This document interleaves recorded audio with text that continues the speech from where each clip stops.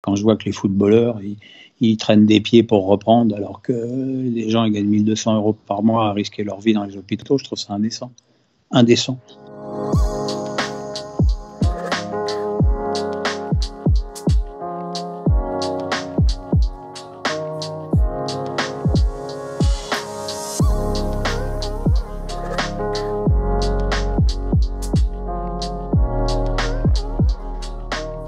Au début, si tu veux, j'étais pas très bien, j'étais fatigué. Je me suis dit, comme ils disent dans leur message à la con, ils disent, ça, au bout de 4-5 jours, ça va passer. Puis, c'est pas passé. J'étais à l'hôpital de Poissy, qui est l'hôpital le plus proche de chez moi. On m'a fait un scanner sous une tente. Tu sentais vraiment qu'à Poissy, les gens, ils étaient dans l'urgence. Ça parlait fort dans les couloirs. C'était le bordel. Ils m'ont mis dans une chambre avec un mec qui était à l'agonie. Donc, c'était vraiment très compliqué. C'était le western. Ouais. Tu sens que ça grouille de partout, qu'il y a des malades de partout, que le personnel, malgré tout, il est pas sur les nerfs, mais il est un peu survolté, tu vois. Il parle fort, il rigole fort. Tu sens que ça évacue pas mal de choses, quoi. Donc, c'était pas très confortable.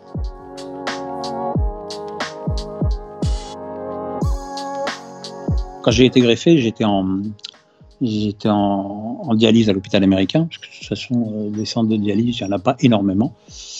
Et donc j'étais en dialyse à l'hôpital américain, et le docteur Kayat, qui est le docteur en chef de l'hôpital américain, m'a dit « Tu vas être greffé à Beaujon. Les médecins sont aussi formidables que l'hôpital est pourri. » Et dans les deux cas, il m'a pas menti. L'hôpital est totalement pourri et les médecins sont exceptionnels. Donc j'ai pas eu besoin de ce séjour pour le Covid pour connaître les soucis du système hospitalier français.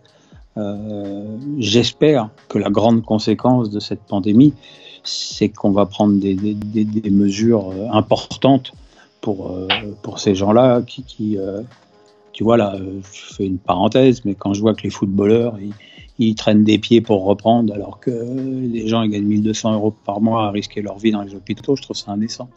Indécent. On peut pas dire aux élèves vous retournez en classe le 11 mai. Vous pouvez pas dire aux millions de gens qui bossent pas dans la restauration et qui demandent qu'un truc, c'est de reprendre le plus vite possible. Et vous pouvez pas vis-à-vis du personnel hospitalier dire voilà, on joue pas tant qu'il n'y a pas de risque. Les gars, bougez-vous le cul, quoi. Bougez-vous le cul.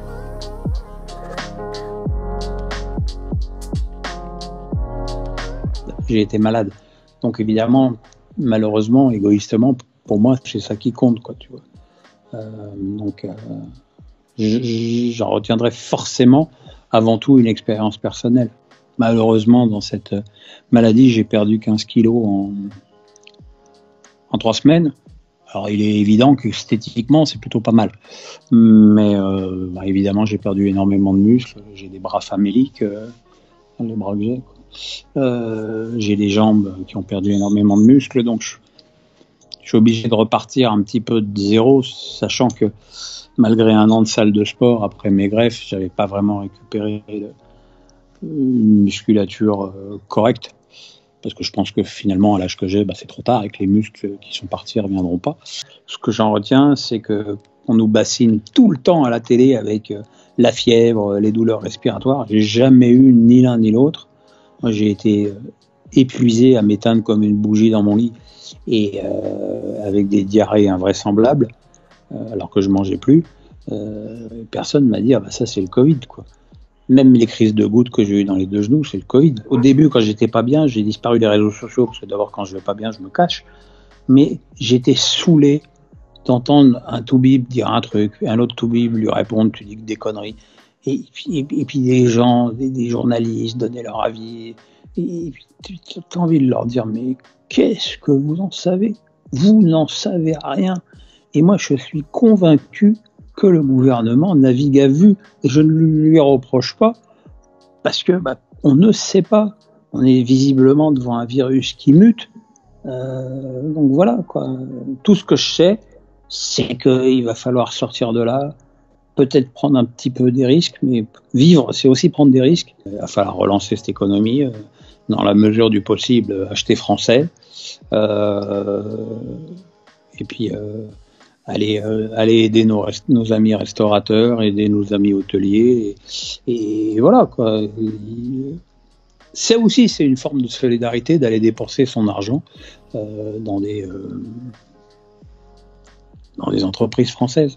Ça, je pense que c'est la plus belle chose qu'on pourrait voir. C'est un petit peu terre à terre, vous allez me dire. Hein. Moi, je pense qu'il y a ça et révolutionner dans la mesure du possible le domaine médical.